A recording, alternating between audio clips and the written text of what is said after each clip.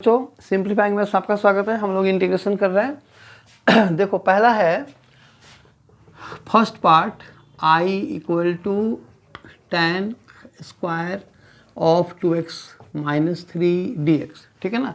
अब देखो tan square x chain बनाता है। क्यों चेन क्यों है? क्योंकि ये tan x का होल स्क्वायर होता है।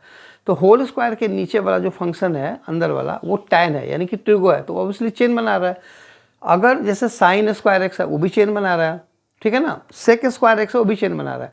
तो किसी किसी जगह पे एंटी डेरिवेटिव अवेलेबल होता है तो उसमें उस चेन का कोई मतलब नहीं होता। जैसे for example sec square x, ये देखो sec square x, tan x का डेरिवेटिव सेक स्क्वायर एक्स होता है, तो सेक स्क्वायर एक्स का डायरेक्ट इंटीग्रल tan x हो जाएगा। तो ये चेन बनाने के बावजूद भी इसमें कोई फर्क नहीं पड़ता क्योंकि इसका एंटी डेरिवेटिव अवेलेबल है। लेकिन जिसमें पावर 2 है या पावर 3 है और उसका एंटी डेरिवेटिव डायरेक्टली नहीं है, जैसे tan स्क्वायर है, अगर tan स्क्वायर मैं यहाँ पे लिखूँ तो tan स्क्वायर किसी भी चीज़ का direct derivative tan square x नहीं है एज ए फॉर्मूला, है ना। तो हमें उसको कन्वर्ट करना पड़ता है। तो जब हम इसको कन्वर्ट करेंगे तो देखो किस में करेंगे, ये जो फर्स्ट पार्ट है so equal to integral tan square, ये थीटा इसको समझो तो sec square theta minus 1 dx, ठीक है, ऐसे में करना है। अब tan स्क्वायर का डायरेक्टली नहीं होता, सेक स्क्वायर का तो होता है ना, तो इसलिए हमने उसको चेंज कर दिया। तो ये आइडेंटिटी ध्यान रखना, ये बहुत इंपॉर्टेंट है। तो अब इसका इंटीग्रल क्या होगा, सेक स्क्वायर थीटा का tan थीटा होता है तो tan ऑफ 2x माइनस 3, और एक्स्ट्रा काम क्या करना है, x का कोफिशिएंट 2 है ना, तो 2 से डिवाइड, और ये रहा -1 का इंटीग्रल x और प्लस c। तो ये हो गया इसका आंसर, ये हो गया इसका आंसर।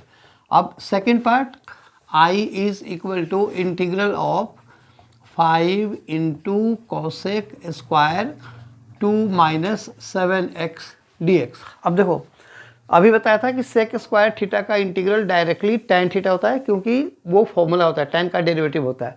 ठीक उसी तरह से कॉसेक स्क्वायर का भी डायरेक्ट होता है, कॉट एक्स का derivative minus cosec square x होता है ना, तो कोसेक स्क्वायर एक्स का इंटीग्रल माइनस कॉट एक्स हो जाएगा। जब भी आंसर सी वाला आता है उसमें हम माइनस लगा देते हैं, ठीक है। तो ये हो जाएगा 5, तो एज इट इज रहेगा कोसेक स्क्वायर थीटा का माइनस कॉट थीटा, थीटा मतलब ये पूरा 2 माइनस 7x, फिर x का कोफिशिएंट क्या है, -7 है, तो -7 से डिवाइड और प्लस ये माइनस माइनस को कट कर दो तो बस हो गया ये 5/7 into cot of 2 minus 7x और प्लस c, ठीक। तो ये हो गया इसका आंसर। आई होप वीडियो समझ में आया। अगर आया तो इसे लाइक करो, शेयर करो, सब्सक्राइब जरूर करना। Thank you.